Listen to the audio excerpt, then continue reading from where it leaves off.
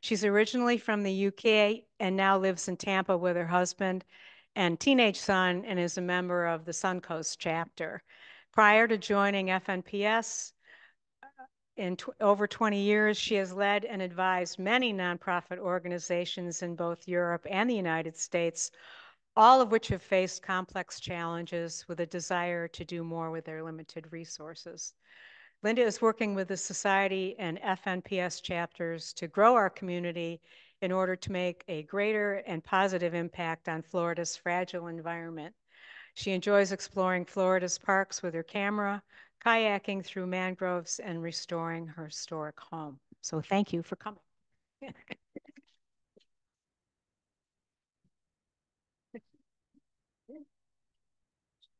I will. Yeah. I'll get it organized. The same people.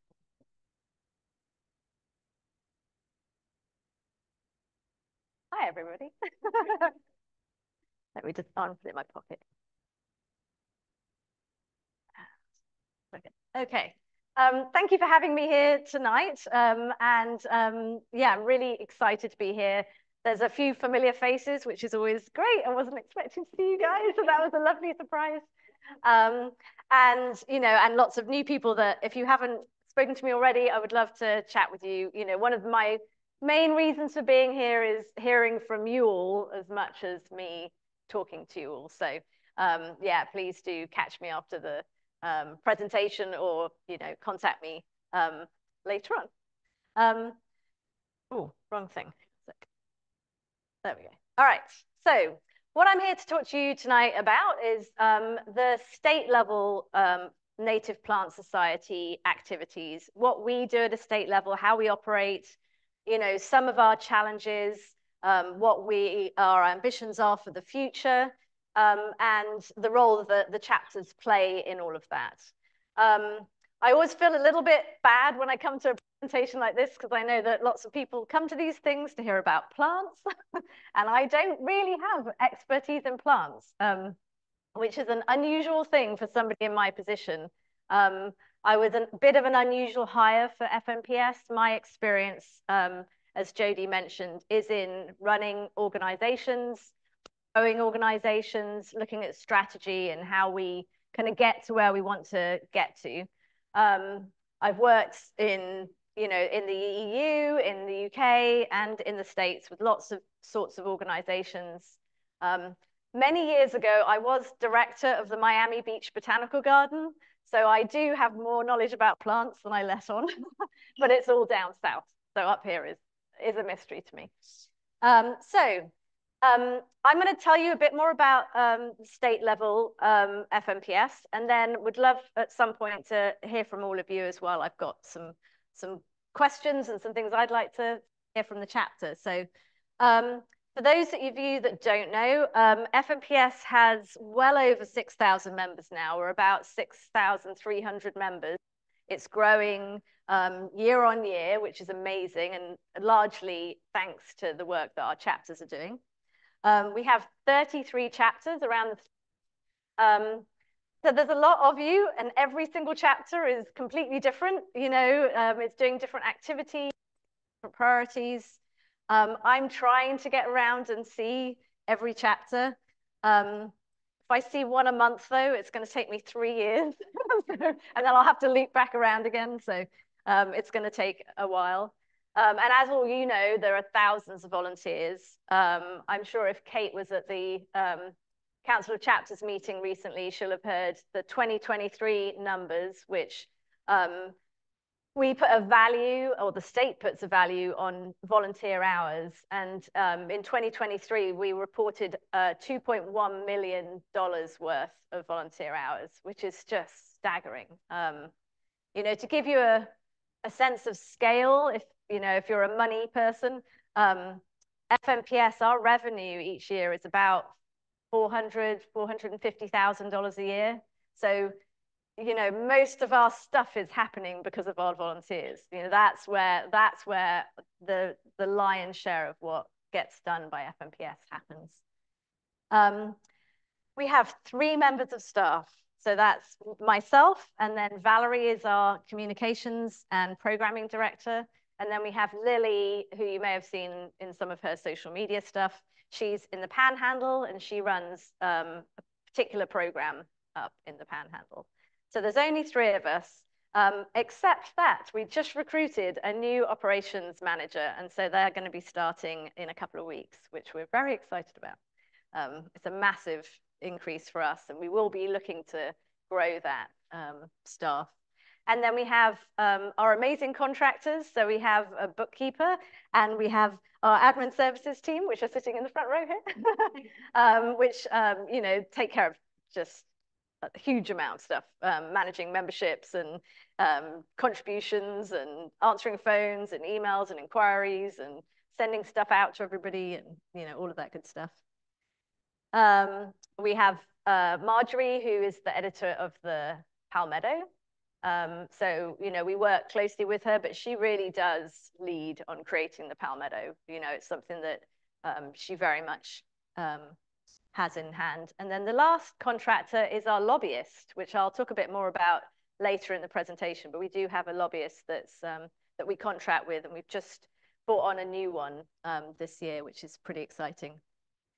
And then we have our committees. So I know that some of you have taken part in some of our committees in the past, but we have education, conservation, science, policy, communications, finance, landscaping, and the Council of Chapters. And I would say that I know you guys are really busy with your own chapter, but if you want to have a voice at a state level or are interested in what we're doing and just want to listen in, you're always welcome to sign into one of our committee meetings and listen in. If there's an area that you're particularly interested in, they all meet at slightly different times and with a different, you know, pattern of their meetings, but they always welcome input from those committees as well. So we talked about where we're at right now. FMPS, to me, I've been with the organization for 2 years now, and I was just talking to Ginny, and she was asking, what do I think of FMPS? And you know, as an organization, the fact it's been around for more than 40 years and has achieved what it's achieved and just covered so much ground, being entirely run by volunteers for so many years is just staggering. I mean, it's just an incredible achievement. The sheer amount of knowledge and passion in the organization is incredible. And, you know, we're in a kind of interesting time right now because we're bringing in staff, which is the right thing to do to grow the organization. And my team is very much about, you know, looking at how we can, you know, work on our systems and processes and do things better, and really to take the burden off the volunteers with all the not boring stuff, but the, you know, the day-to-day stuff, so that we're the ones that we're managing all of that. But you know, we're very limited in our capacity as staff right now. There just isn't enough hours in the day, not enough people.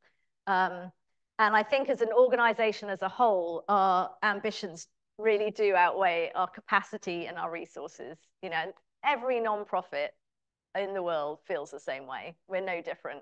You know, always going to want to be doing more. And really, one of my jobs is to look at ways that we can be a bit more efficient, that we can do more with what we already have. You know, as an organization grows organically, which is what FMPS has done, it's, you know, there are ways that we can improve the way that we're running the organization to run it a little bit more efficiently and get more out of that money. The idea is to have the bigger impact at the other end. You know, that's what we want to do. We also know that we need to raise our profile with funders, definitely funders, and members and partners. And I know that that's something at a chapter level that already happens, but at a state level, I think we're, you know, because I think partly because we're plant people, a lot of us are people that get on and do stuff quietly, you know, get on and fight the fight and make things happen and quietly go and fix something, look for invasives. And yeah, it's harder to be the people that shout about that and celebrate that. And so that's what I think that one of the functions that at the state level we should be doing for all of you is to shout about the stuff we're doing. We're modest and we don't celebrate that enough, and so that's something that we need to do and to raise our profile. The next challenge is about volunteerism, which I know I've already mentioned a lot, but there is a national problem with volunteerism. It is declining across the whole country, and lots of other organizations are looking at similar problems. Younger people are coming up, they're busier than ever, their jobs are more demanding than ever, they do not have the time. There's an interesting pattern that's emerging after COVID of people kind of bumping along at the moment, wanting to do volunteerism, but not quite seeing how it fits with the new world that we're all in now. And that's something that for FNPS, based on that proportion I just mentioned of how important volunteers are to our organization, when we look at the long-term future, we really have to solve that problem and really have to make sure that we're bucking the trend, and that's something that we're able to solve. And also we need to build the capacity in the staff. That's one of the reasons why the team needs to grow, to make sure that we're able to support that volunteerism. And then the last challenge is about developing our mission-related programming. So you guys are already out there, talking about native plants and doing a lot of the outreach and education and other types of activities. At a state level, and I'll talk about this in a minute, we do have some programs that we run ourselves, centrally, but it ends up taking a bit of a back seat because we're spending so much time running the organization itself, because FNPS is complicated. Each chapter is different. There's lots of voices. We have all our committees. We have a board of directors. We have staff. It's a complicated organization to manage, and so taking our eye off the ball of what we're here to do, which is the mission-related programming, is something we have to really work hard to avoid doing. So this is all very dry stuff, but over the last few months, we've been working, the board and myself, on a new strategic plan for the next 3 or 4 years. And one of the things that we're doing as part of this strategic planning is to look at what our key goals are. And part of that is that we've set out already, FNPS does have our mission, and, we're very clear about some of our focus, but we also say that we do all things. Anything native plants, we do it. And one of the things that we're having to do at the moment is to be kind of honest with ourselves and say, what is the priorities? We can't do everything. We have to start really focusing on what's important and what's going to get us in the right position 3, 4, 5 years down the road, so that we can really be doing even more. And I know when I was put on, there was an expectation that we would just grow FNPS. And, I'm not about empire building for the sake of empire building, despite being British. Sorry, bad joke, sorry. But we do need to be doing more. That's why, you can feel it. You can sense people want to be more active and definitely are more interested in the environment and obviously the relationship that plants have to that. But we need to be doing more. Florida, we all know, is under huge pressure from development and the climate. And so the role that plants play in that, and that we all play in that, is enormous. So previously, when we've looked at strategic planning, we've looked at our kind of key mission areas, conservation, research, education, policy, all of those areas that you saw in the committee areas. That's always what we've done. But what we've decided to do now for the next 3 or 4 years is put really at the top of what we're focusing on is around community building. So we, and I'll scroll to the next bit. So one of our key goals going right now. And this is in recognition of, all of you, the volunteers, the chapters, and what we're trying to achieve is, unless at a state level, we put a lot of energy into accepting that the community is what makes us special. Everybody getting together, having a chance to meet one another, the knowledge sharing that goes with that. Building our community is something that we've done naturally anyway, that's who we are, we're a community. But by putting it kind of front and center in the way that we communicate with people, I think that's going to really help us to focus on that, and our energy will increase our community in general. So, that's all the sort of stuff that you guys do with your outreach right now. But in terms of the society itself, there's a few things that we're going to be looking to do over the coming years. One of them, obviously, is supporting our chapters and looking at different ways to do that. So did you say you were the membership? Yeah, so you're just the kind of person that we need to hear from, because I know that the information we provide, and how we manage our membership systems needs some work. And, we want to be able to make sure that we're getting, you what you need to be able. Yeah, okay, good. And also in terms of supporting our chapters, we're trying to get out and see all our chapters, but also just to listen. And I know that by going and visiting all the chapters, I'm hearing, the same struggles, the same successes, but everyone's unique. So trying to do a one size fits all for all our chapters isn't really, a perfect solution. We're going to have to look at all sorts of different approaches to supporting our chapters. The other thing we're going to look at is developing a volunteer system. And what the idea is that we know that you guys have volunteer opportunities, and we know that all our chapters have volunteer opportunities, and at a state level, we have volunteer opportunities. And I would like to see those opportunities shared across the whole organization. So if you're a member, you could look for volunteer opportunities around the state. You could say, I'm going on to spend a week in Naples in May, and I'd like to know if the local chapter down there has anything that I can volunteer and help with. So we're going to try to develop a volunteer system, a portal where you can go and see what's happening around the state. It also really helps us, part of that celebrating what we're doing. I just am blown away when I come to an event like this, or last night I was in Gainesville with Paynes Prairie with their board, and they were talking about their program of events. And, every single weekend there's something happening, and it's across the state. And, same deal, we're kind of quietly getting on with it. And I think if people could see that presented in a single kind of portal, it would really help to highlight that volume of work that we're doing. And then member stewardship. This is and again, I'm going to come to you again.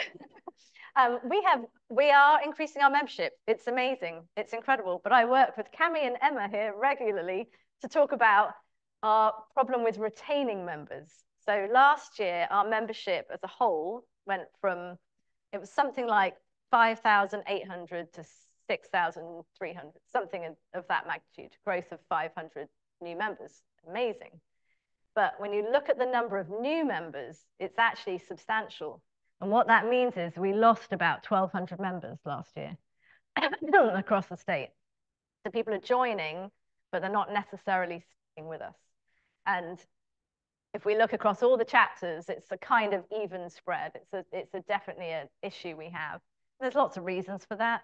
But part of it is stewardship. It's us making sure people feel valued and, hearing from us. And, they joined for the right reasons, and they're getting what they thought they were going to get out of a membership. So that's something that we will be looking at. We'll start working. We already work with lots of different partners and stakeholders. That's something FMPS has always done. But our other partners are really active right now. There's some amazing opportunities for us to work in partnership. I talk about us having a capacity problem. Leaning on our partners and them leaning on us is how we're going to solve a lot of those problems.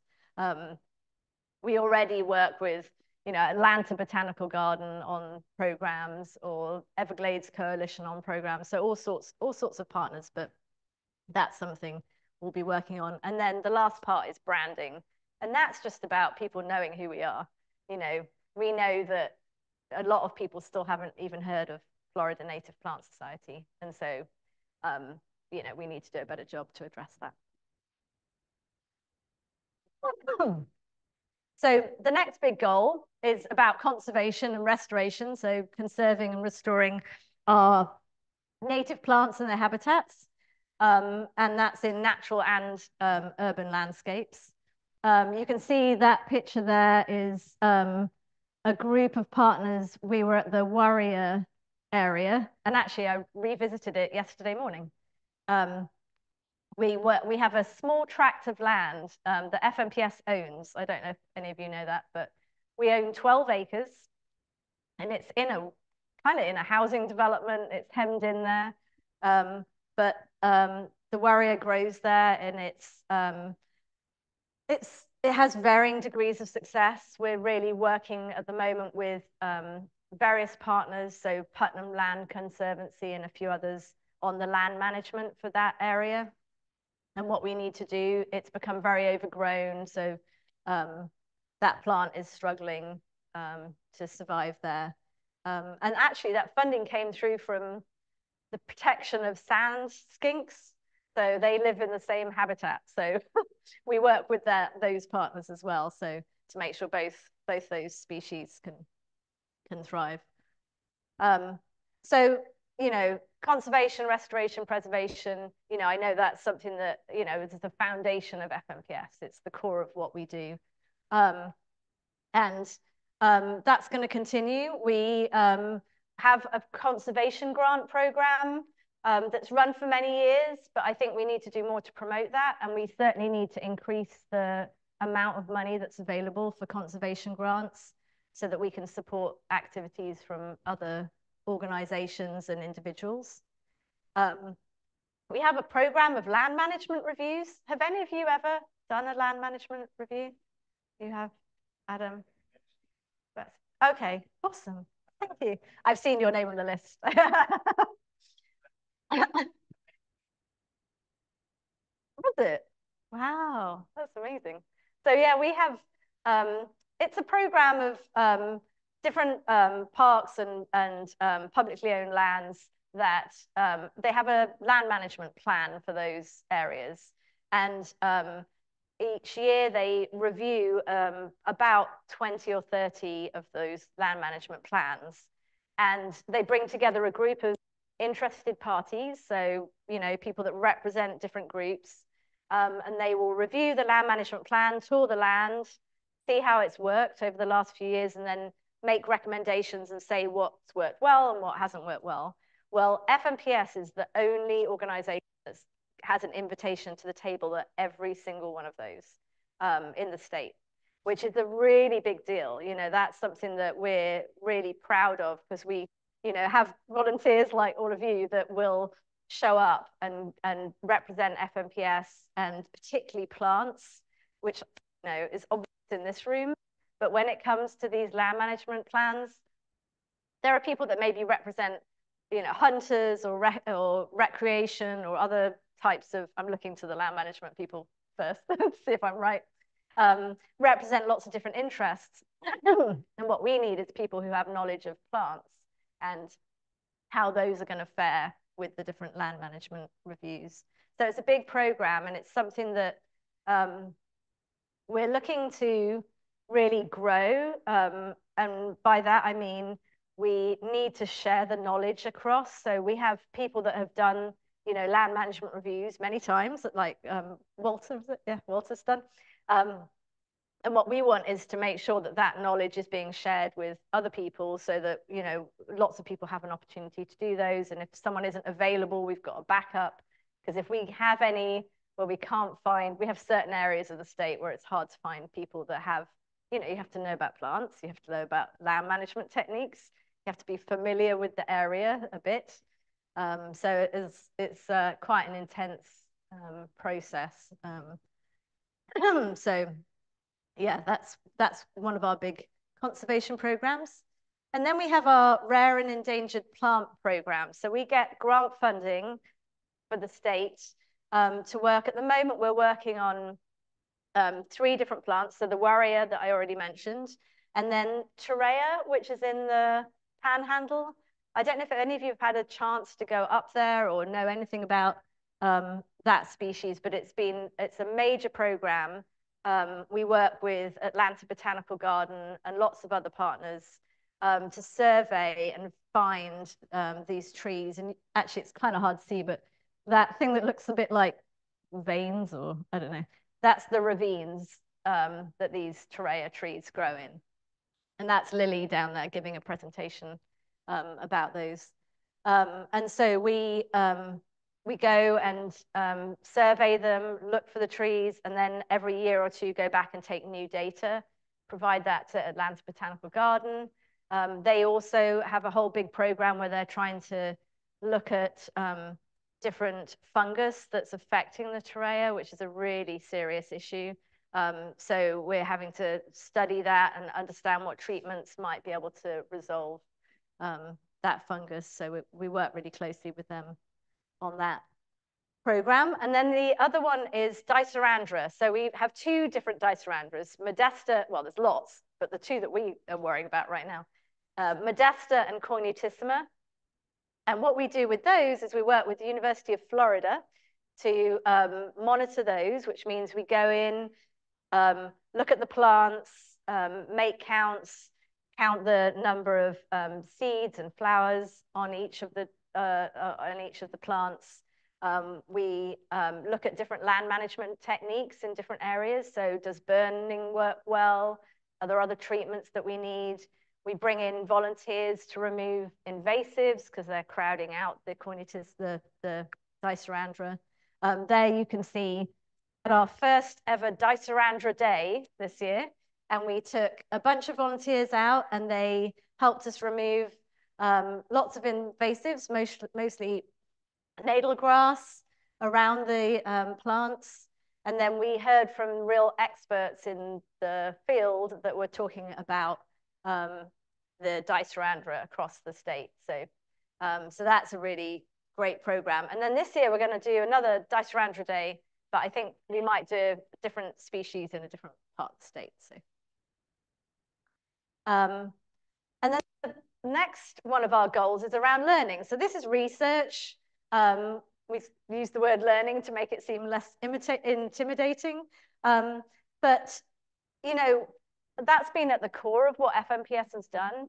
But actually, if you look at us from a financial point of view, again, we spend very little money on research. And to me, that's actually kind of a bit telling and a bit concerning that as an organization like ours that have so much knowledge and is so invested in research that we're not spending more and not doing more with our research. So we have increased our budget for research this year, which means we give out grants to students that are putting together research programs and postgrad programs. And but we want to do more with that. And we also want to drive the conversation a bit more. So, if we've got all these experts in the room, where are the gaps in our knowledge? Could we maybe look to do research in some of those areas? And so we want to be leading that conversation along with our partners a bit more. So we have our research grants. We have our research partnerships. And this is, again, something we need to do more with. We're working with University of Florida. We're working with Atlanta Botanical Garden, but there are other research institutions that we've had relationships with in the past, and we do work with them from time to time, but we want to really focus on that program. Oh, you can see, this is, when you do the surveying for the Torreya, it's in these ravines, that you have to scramble right down into the ravines. And so that's this is a bit mean, but this is one of the professors from Atlanta Botanical Garden falling down. I probably shouldn't put that on the, anyway, it was funny at the time, but yeah, I think she ended up in quite a big hole down the bottom. And then we have citizen science programs that our chapters run. And Adam, who's now on the state board, is also running some BioBlitz kind of trial program stuff. So we're going to look how we can learn from that program and then hopefully do more with that across the state in the future. You already know about the educating part. I think that's something that you're all super familiar with. So we have our Palmetto magazine. We have other publications that we send out to you all. This year, though, we are going to try to rebuild our website. It needs to be improved. We know that. The Plant Finder tool, we want it to make it a lot more accessible and for it to connect with other things. It could connect to FAN better. It could connect to other organizations better so that it cross-pollinates to other activities. We have our conference. So for those of you that don't know, the next conference is going to be in April 2025, and it's going to be in Gainesville. So that's the next big in-person conference. So we're going to a pattern of every other year. Previously, it's been every year. And we're trying to get back to that kind of in-person activity. So yesterday, I was at the... Yeah. It will be hybrid. Yeah, sorry, I should say that. Yeah, so for anyone that can't go, yeah, you'll be able to access. Well, I know, it's easy for you guys. Not all the tracks will be hybrid because we can't, the AV would be a nightmare, but we will, or the main track, that will be hybrid. So anybody that's, will be able to access that virtually. But it should be good. And I was at the venue last night. There was an IFAS conference there, so I was snooping and seeing how it all works. So that's great. And then in the years where we're not having conferences, one of the ambitions with having every other year is that it means on the years where we're not having conferences, we can do other events. So we're going to be coming round to each of the regions and seeing if we can start having kind of regional get-togethers. We did one in Naples a couple of weeks ago, which was great.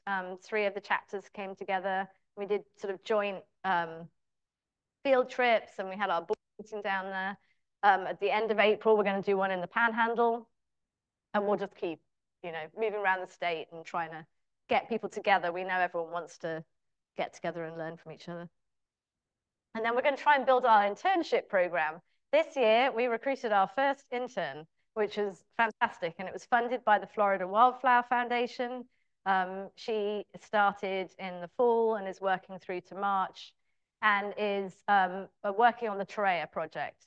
So is recruiting volunteers for that, and is out there doing field work, gathering data, doing some analysis. So really excited to have them on board. And then the last piece, which really is the thing at the moment that's the most important, which is around advocating and policy. So we have a paid lobbyist, and we have for many, many years. We've just recruited a new one. Our last one moved on, and they did an incredible job. The new one we've got is learning how we work, and we're learning how they work, but is very, very well connected. And how that works at the moment, it's the legislative session started on January 9th and runs for the next couple of months. And we have a policy committee and a lobbyist that reports to us formally at least once a week. But really what happens is the legislation and the bills come thick and fast at the moment. So every day we're getting notifications about, new policies that are being developed, new bills that are being written, new conversations that are being held about the budget. And so we will try and have a very, very quick response. So we have our action alerts. Are any of you signed up to our action alerts? Okay, great. for those of you that aren't and want to, what it is it's basically an email circulation that we send out an alert that says, you know, there's a bad bill coming through, please contact your local representative. Here's how to do it. Here's what to say. And we will keep you all informed. And then we let you know, yay, we managed to solve it, or that's still going through. But it's very rapid fire, and it's really interesting. It's really tough, you know, to watch what's coming through the legislative session. But this year, we're having some pretty good wins so far. I think we're working really, really closely with lots of the other conservation organizations. And so we're able to have a really big voice. So we work with the Florida Springs Council and Everglades Coalition and Wildlife Federation and lots of other organizations. And we quickly coordinate our response to be able to make sure our voice is being heard. And so if any of you are interested in that stuff, our policy committee is fascinating. You know, if you've got the time to sit in and listen in to those conversations of what's happening, you know, in our session and, you know, would like to have a say in it, then please get involved. We're also going to develop local government action toolkits. And this is toolkits that if there are people that aren't used to talking to their local commission or to their local councils, we're going to put together toolkits which help people to navigate that process and what they could do. And we're going to, you know, give examples of good practice and to avoid in those conversations. And then we obviously also have our Florida Native Plant Month, which, you know, will be coming back around in October and reminding everybody to get their declarations for that out. So that's the reduced version of what we're supposed to be doing. So the old strategic plan was maybe, I don't know, 50 times as big as this. So this is the reduced scope. So you can see there's a lot to do and 3 members of staff. And so we really do, you know, rely on everybody that's here to, you know, to amplify our voice and to help us to you know, to get the message out and to do a lot of the work that we're trying to do. And, you know, to see that we really are trying to, as you know, a state level, to support everybody and to add value to everything else that everybody else is already doing. But yeah, so I think that's with, oh yeah, questions, there we go. Does anybody have any questions or any feedback for me about, you know, what you understand about FMPF?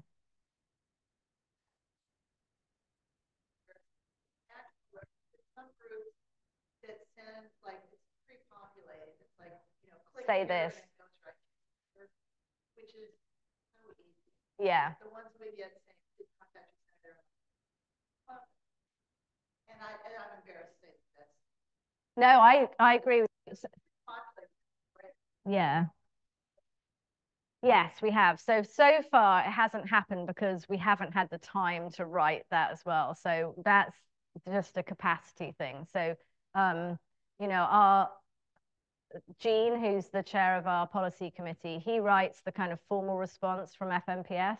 And what we haven't done is put in place the process to translate that for, you know, our members. But yeah, we're very aware that we need to add that. I think it will happen in the next session. I don't think we're going to get organized enough, if I'm honest, in this session to do that.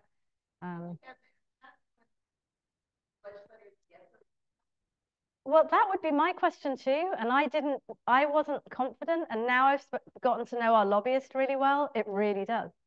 It really does have a surprisingly big impact. Yeah, you would be amazed. You know, that they will literally have, we'll meet with our lobbyist in the morning. We'll get something out maybe by Monday. He'll say, oh yeah, they got so many letters that they couldn't do anything with it. So it really does, yeah, make an impact, have an impact. Yeah. I would like you to repeat to the whole group what you just told me about what you think about this job and what you think about anyway. Sure, yeah. So, you know, I have worked with lots of organizations. Before I moved to the UK, the US, sorry, I was a consultant, so I would go into lots of organizations, and I've seen, lots of organizations that function in different ways. And I just can't tell you how impressed I am by FNPS. And I know it's just mind blowing to me, this organization, the passion and the knowledge and the um, you know, I really think I have the best job in the world, like absolutely the best job in the world. It's the best organization. It's, we have our quirks and, characters and, all those things, but it really is, the stuff that's happening is just incredible and the passion is incredible. And, it is just the best organization. Like I know it comes with a whole bunch of complications and people have to work hard and they're, tired of having to be on the board of their chapter over and over. But it's honestly, it's one of the best organizations I've ever experienced ever. It's amazing. Yeah, absolutely. Very, very thrilled to be involved. So, yeah. I'd like to know if any of you have any sort of more local feedback about, things that you're experiencing in this area that you feel like you wish you were doing more, or we could somehow get involved and support more. I guess I'll throw one out there. We have office that work statewide issues, and I know that you have like the local government but I think it's one thing to focus on, development statewide scale, but big difference on a county-wide scale. Mm-hmm. The counties that are recruiting land Yeah. should. So I guess my question or comment would be increasing our ability to hyper-focus on efforts on, county government to be try to support county bills that setback requirements, things like that. I think would go a long way. Mm-hmm. We have more of a direct impact. The giant statewide stuff that can take. Yeah, and we do get involved when something at a state level, we get involved when something will have a broad impact, obviously. So if there's a big, turnpike road that's going to be built or something that's of that scale. But no, I absolutely accept what you're saying. And we do listen to what's happening in each of the regions and try to pay attention. There are some areas where what we don't have in place right now is a great mechanism to kind of share that knowledge. So, we know of major developments, obviously, that are happening in, the Brooksville region and then around Orlando and all these other areas. We know areas like Palm Beach that have done a really great job of tackling some of that. And what we're not doing at the moment is hooking people up to be able to share that knowledge and to see the scale of it, to know that, if that's happening in your county and have you had any successes, then we can try that and share that with other counties. That knowledge sharing is something I think we really need to help with. We see that happen all the time. I was at the Villages. You're not going to stop the development there, but them working with their HOA, they've got some great experience there about how to tackle, HOAs on planting native, and that's knowledge that we could share with other chapters that have those sorts of same challenges. So, yeah, thanks.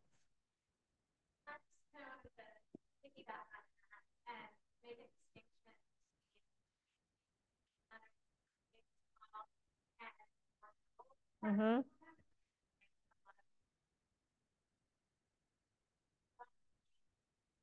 There may even at some point be more, and I totally understand the capacity issue, but looking specifically at rural areas, what is needed to protect them as well, because in a lot of those spaces we still have a lot of less. Yeah, and I mean, I think when you look at development, I could have a whole station about this, but there are other organizations that are trying to tackle some of this. I don't, this, magnitude of the problem and the unwillingness at a very high level to look at different ways of approaching development is the thing that needs to be solved. And so, you know, how FNPS can go about tackling some of that is about raising awareness that there are other ways of doing development. You know, that's the kind of thing that we could do better at communicating about. Yeah.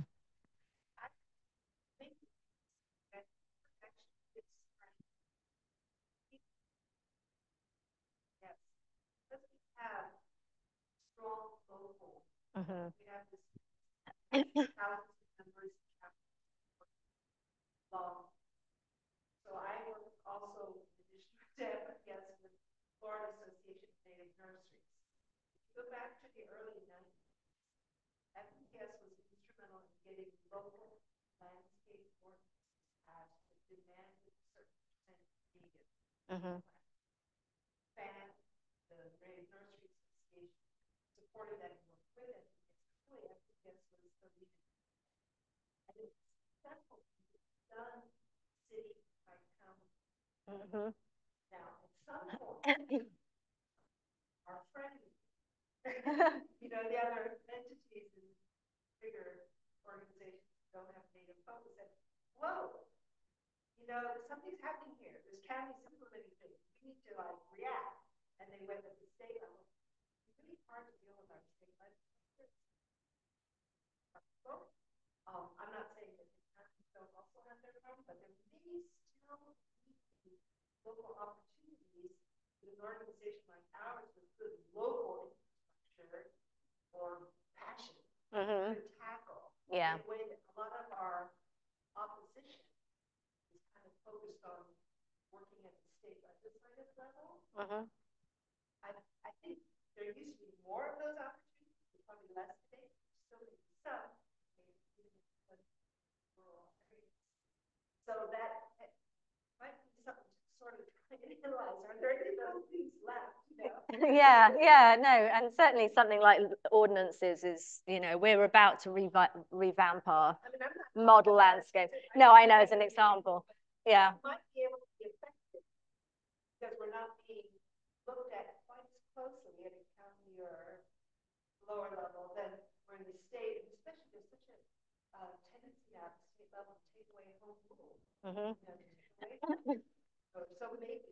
Well, and you'll see, you know, we work obviously with Split Oak. And that's a major effort right now that we're supporting the Split Oak folks on. And, you know, the road, I don't know if any of you know about Split Oak, but it's near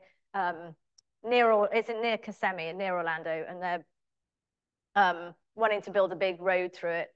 And we've been able to work with local groups there to really show up at every single meeting they've had. There was Tuesday, was that yesterday? Yeah, I guess it was yesterday. Valerie was there, and just keep putting the brakes on it, and you know, trying to keep one step ahead of it. But yeah, I think that's a good point. Local approach. Can I answer any other question? I just have one other comment along the same line.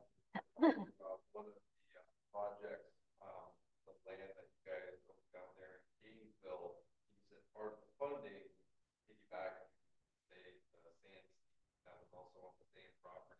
Do we have any committee or member that's working, you know, we're trying to save the plants, they want to save the animals, you know, a lot of times, you know, you can save the plant, save the animal, you know, do we have anybody focusing, I guess, on that route, you know, like save the bamboo, save the panda. Yeah, no, we do have, so we work with Wildlands Conservation on their gopher tortoise program, so that's definitely something we do. But we should be doing more, definitely. I mean, so we do, and same with the Oklawaha, Free the you know, the Reunite the Rivers program. That's often focused on manatee, funding for manatee. So we, you know, but we need to do more with that. Yeah, I think that's a reasonable approach. One of the things that's tricky at the moment is so much attention and money, which is good, I don't want to take away from it. It's good. The Florida Wildlife Corridor and panthers. But the way that money is going into that makes it, that's the kind of singular focus. And when they talk about, you know, there is definitely action that we could be taking more on that. So they'll talk about, you know, how they're going to preserve a lot of that land and connect the corridor. And then they talk about how they're going to pave, you know, all of the paths through it, which defeats the purpose. So, you know, that's the kind of thing where that's funding that's come through for panthers. I mean, a lot of that funding, but where we get involved, you know, is still something we have to do more with. Yeah. Thank you, Lynda. That's what